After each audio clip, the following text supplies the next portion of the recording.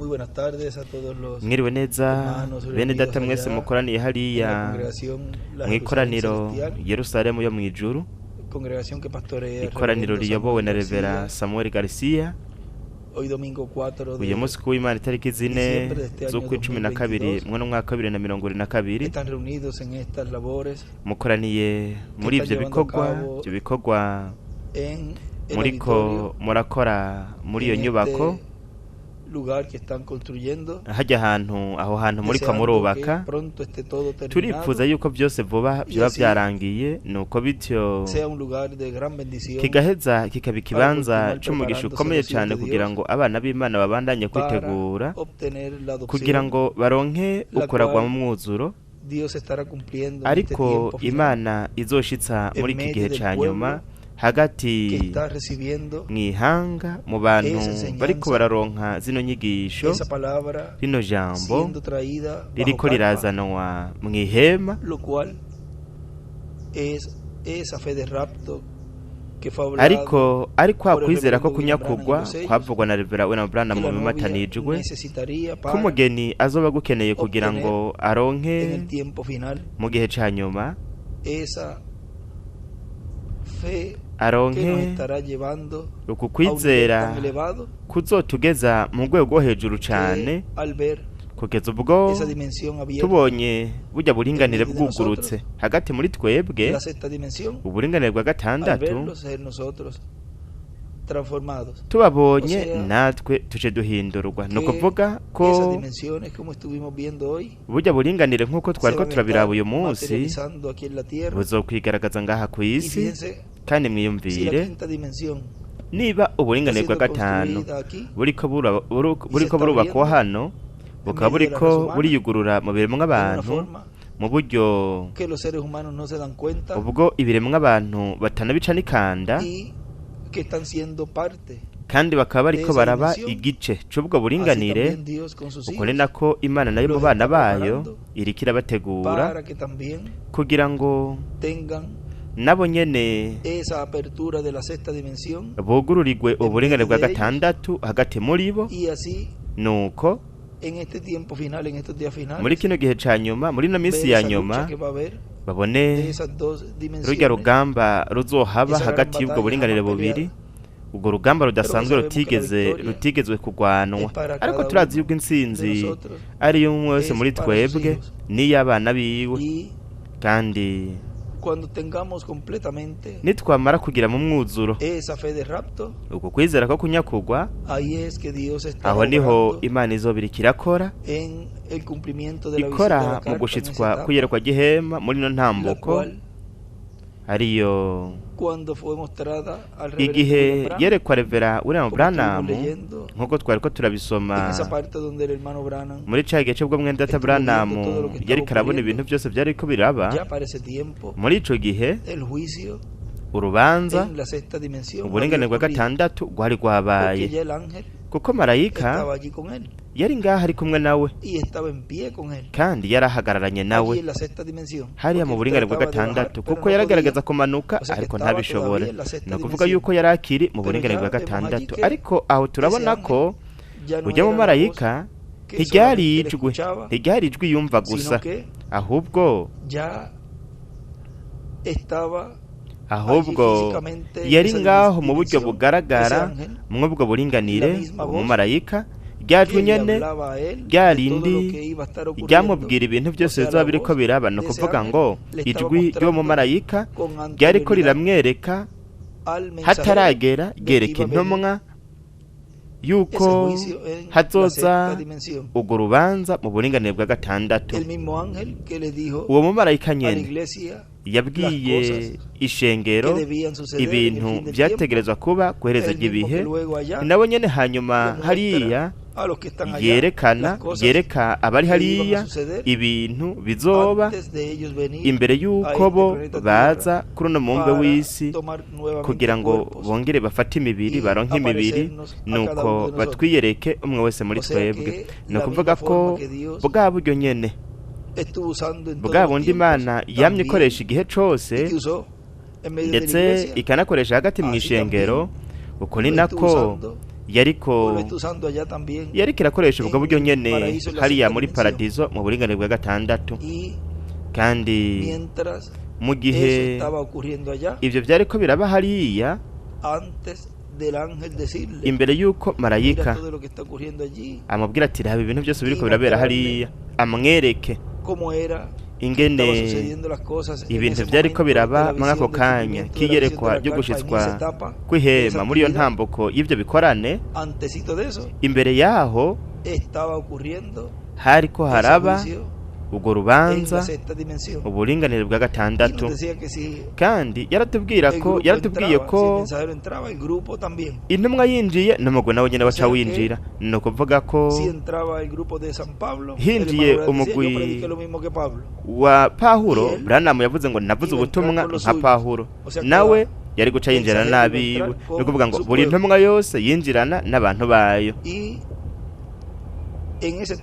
Kandi muri iyo ntambuko mu buringanire bwa gatandatu, igihe hariko haraba ivyo kw'isi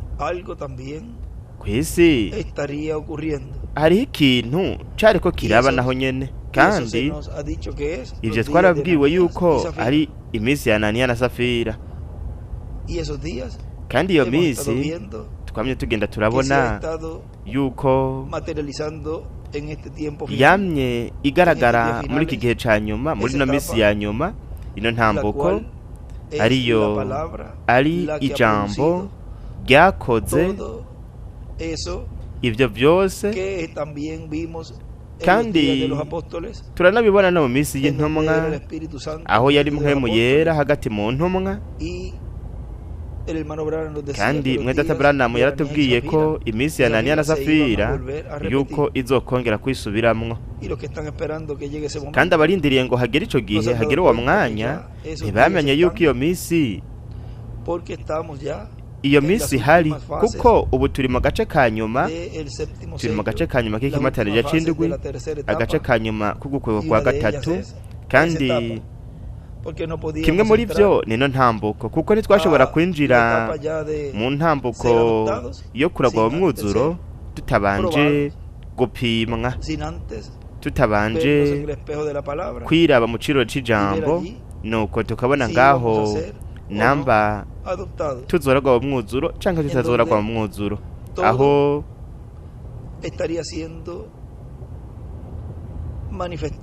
aho byose bizoba biriko biragaragara kuri buri mwizera. Kandi inyifato azoba ariko arafata imbere ya mpwemu yera muri iki gihe ca nyuma niyo izofatwa, ni nk'igipimo ca nyuma, niyo izokwerekana namba uwo muntu azoragwa mu mwuzuro canke atazoragwa mu mwuzuro. Kuko nubwo yamye ngaho uhereye mu ntango, adaciye kuri ico gipimo ca nyuma ntazoragwa mu mwuzuro. Kandi umugwi wa Pawulo washobora kuvuga ati Pawulo niyinjira natwe twinjirana na Pawulo. Kandi nk'uko byavuzwe uyu munsi mu butumwa yuko abatashaka Pawulo, nuko rero Pawulo ntiyari gushobora kuvuga yuko ari abo mu mugwi wiwe. Uko niko biri muri buri gihe cose, no muri iki gihe ca nyuma, aho mpwemu yera ariko arakorera hagati mw'ishengero. Kandi abatariko bararonka barakira kuno kugaragara kw'Imana hagati mw'ishengero ryayo mw'ihema nini Karupa Katedrale, kw'iherezo azoshobora kuvuga ati uno mugwi wari kumwe nanje kugeza kw'iherezo. Mwibuke yuko ari mpwemu yera, kandi ubutumwa n'intumwa nico kimwe. Ni ukuvuga yuko azoshobora kuvuga ati abari kumwe nanje bakakiriza inyigisho zose, ati twinjire mu gihugu c'isezerano c'umubiri musha. Ariko kandi nabo nyene base zino nyigisho bakanka mpwemu yera agaragaye muri iki gihe ca nyuma, mu ntambuko canke agace ka nyuma, intambuko y'ukuragwa mu mwuzuro, nabo nyene azobabwira ati sindabazi, sinzi igihe bari mwica rico, sinzi iyo baturuka, sinzi abaribo, ntabonzi, kuko bamwanse nawe nyene azobanka. Ni ukuvuga yuko ari igihe gikomeye cyane, aho umwe wese ariko arahagarara mu kibanza ciwe, kandi ariko arafata umwanya azohagararamwo muri ico gihe, aho Imana izoba iriko iranyakura ishengero ryayo. Haribo abatakiriye igihe cya nyuma izi nyigisho ntibazoba mu mazima y'uko bw'umwagazi w'intama, kuko aho umuntu ateruza kujayo afise umubiri wahawe ubwiza, kandi umuntu atarose atakiriye izi nyigisho zitanga ukwizera ko kunyakugwa arizo zituma umuntu aronka n'umubiri mushasha biciye kuri iri jambo. Nuko rero uwo muntu azotereza gusigara aca mu kaburo gakomeye, ariko bazobimenya ko bazotereza gutanga ubuzima bwabo kubw'ubutumwa. Nuko rero twebwe turi ku ruhande rwa mpwemu yera, turi ku ruhande rw'amasezerano, turi ku ruhande rw'ivy'Imana yasezeranye ko izoba iriko irashitsa muri iki gihe ca nyuma. Kandi nubwo bitari bimeze nk'uko twari tubyiteze, ariko uko niko byari bimeze, kandi byari biri mu bwenge bw'Imana ko bizoba uko nyene. Natwe turavuga tuti amen, turabyizera Mwami, nk'uko ushitse amasezerano yawe, uko niko natwe tuyizera. Nuko rero mubandanye mugombereye ino ntambuko ikomeye cyane, mutaravye iburyo canke ibumoso, ahubwo buri gihe muhanga amaso ku isanduku y'isezerano, ijambo, muraba amasezerano, kandi ibibanza byose mubitegure.